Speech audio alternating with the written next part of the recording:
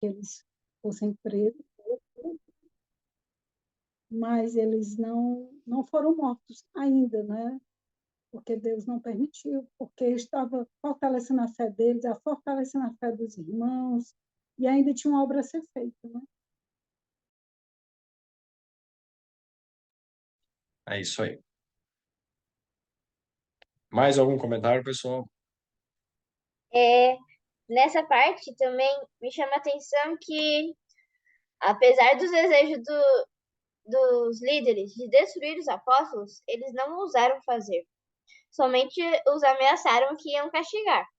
Só ameaçaram. E isso é muito em sentido ao povo, né?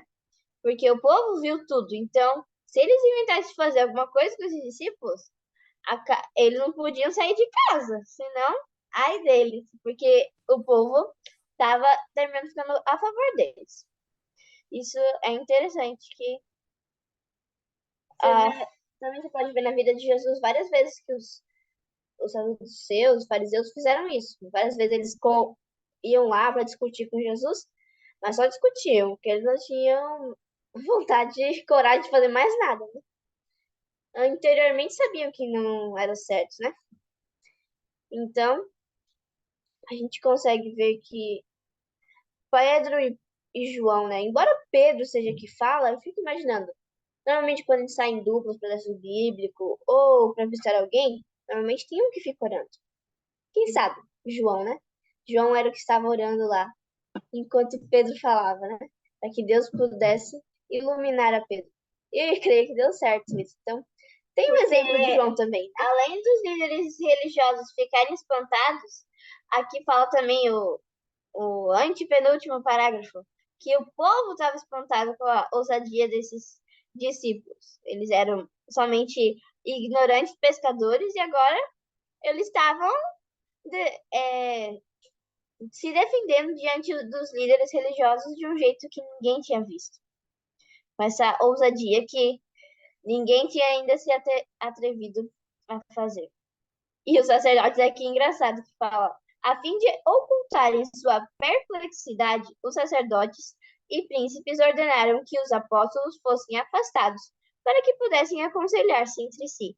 Eles estavam assustados do jeito que ele se defendeu, e espero que a gente possa também se defender assim um dia, quando as coisas também ficarem difíceis para a gente. Sim, né? Temos esse exemplo deles e de outras pessoas também que apareceram. E a gente sabe que quando eles se aconselharam aí também, teve também outras vezes que eles se aconselharam, não sei se foi essa, quando Gamaliel falou, né? Deixe como está, que se for obra de Deus, vai continuar, se for obra de homens, vai acabar, né? Então eu fico imaginando Gamaliel sem saber, ele estava profetizando, né?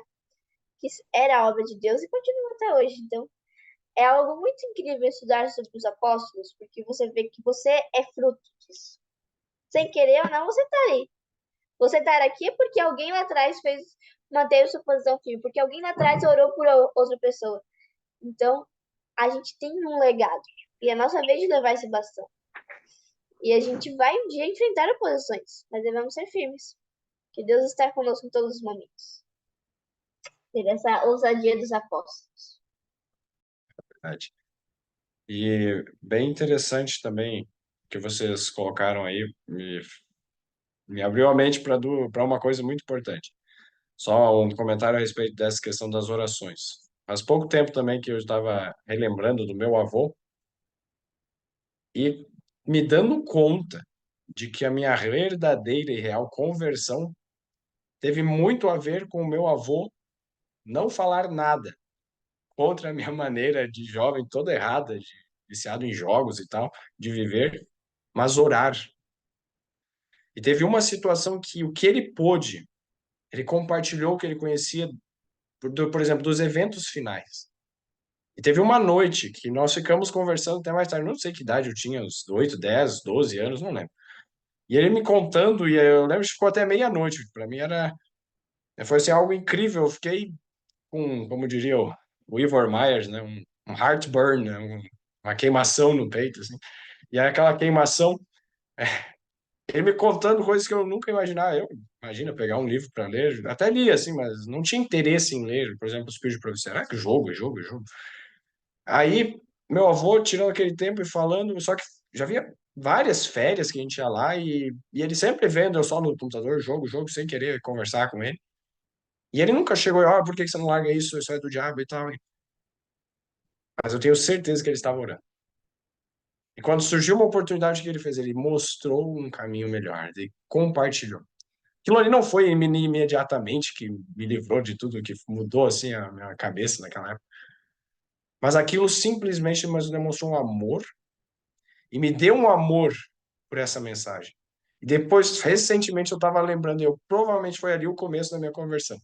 É que nem o vento, né? Começa, você nem sabe de onde que vem, para onde que vai e tal. Mas aí Deus foi trabalhando e foi trabalhando até que. E a segunda coisa que me chamou muito a atenção, que vocês falaram ali, eu nunca tinha parado para pensar. Provavelmente João estava orando. E agora me ajudou a entender algo que está escrito aqui. Eu sempre ficava incomodado. Pedro e João falaram, tá? Os dois estavam falando ao mesmo tempo. Claro, teve uma situação que um estava num lugar do tempo, outro estava em outro, estavam falando, né? Beleza. Mas quando estavam ali sendo interrogados, não foram os dois que falaram ao mesmo tempo. E olha como a Bíblia considera que aquele que estava orando foi tão responsável quanto o que estava falando. É como se ele também estivesse dizendo aquilo, porque era o Espírito de Deus, em resposta à oração. Isso eu fiquei assim, agora é blowing, né? Mas tudo bem. Abriu a minha mente, assim, né, para perceber qual a importância da oração. E que se a gente, eu não estou fazendo nada, mas se você estiver orando, no espírito certo, pelo propósito certo, pela coisa certa, você é colocado como em igual parte com aquele que está fazendo. Não negligenciemos a oração. Oremos mais e falemos menos. Amém? Enzo, Tanto que começa dizendo justamente isso, né? Pouco tempo depois do derramamento do Espírito Santo, imediatamente depois de um período de fervorosa oração. Às vezes a gente coloca a oração como uma coisa romântica, mas ela não é. amém, exatamente. Agora, Enzo, acho que não sei se tem alguém que tem mais algum comentário. Oi, gente, boa noite. O Enzo, a gente acabou chovendo aqui demais, até caiu nossa energia, mas ele não vai conseguir finalizar, aí eu vou finalizar por aqui. Mas se tiverem mais algum comentário, fiquem à vontade.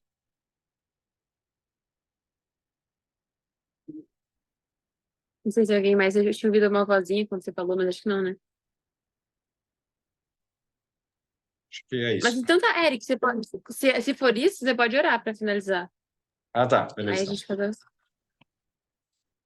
Então vamos orar para finalizar. Aqueles que quiserem, puderem, eu convido para se colocar no joelho.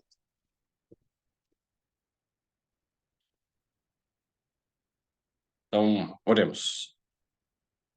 Senhor Deus e Pai, muito obrigado pelo dia, pela oportunidade de estudarmos um pouco mais da Tua palavra e de compartilharmos os aprendizados, as visões também que cada um tem, aspectos que chamam a atenção a um e a outro, e assim podemos aprender muito mais em grupo e compartilhando do que somente sozinhos. E o Senhor nos fizeste seres sociais. Então, por favor, ajuda-nos a desenvolver, como Jesus, esse dom da sociabilidade. E pedimos teu Espírito a nos encher, que sejamos esvaziados de nós mesmos, como Pedro foi, sua confiança em si mesmo, orgulho, e sejamos enchidos do teu Espírito, da coragem, firmeza. Dá-nos, Senhor, mais entendimento da tua palavra, ajuda-nos a buscá-la e ter uma compreensão sólida do que é a verdade, por que fazemos as coisas e qual é o certo, o que é o certo.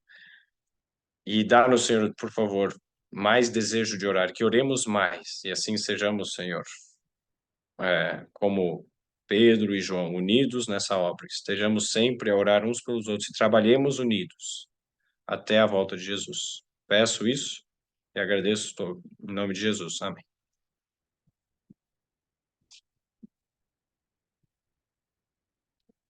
Amém. Não sei se todos ouviram aí. Vou tirar. Ah, Então, pessoal, meu. quem que vai tirar a foto? Então, vamos ver. O Caio tira pra gente? Por favor, Caio. Tiro sim. Liguem as câmeras.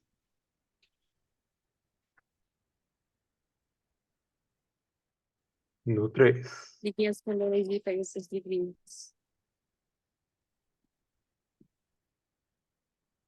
1, 2 e 3. Opa. Aí, 3. Oi. Que bênção, obrigada, Caio.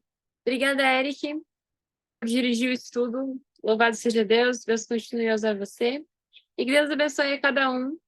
Foi um capítulo muito abençoado, né? Que Deus possa nos dar esse poder também, né? Que, na verdade, vem da oração, e eu fiquei bem impressionada ao ler o início do capítulo e fala da oração fervorosa, né? Quantas vezes a gente ora, mas não com fervor. E a oração fervorosa aqui, eu não falo, né? A oração fervorosa pode muito. Que Deus possa nos ajudar nesse sentido. Que Deus abençoe a todos vocês, gente. Uma boa noite para todo mundo. Boa Boa noite. noite. Boa noite. Tchau. Até mais. Obrigada, Eric.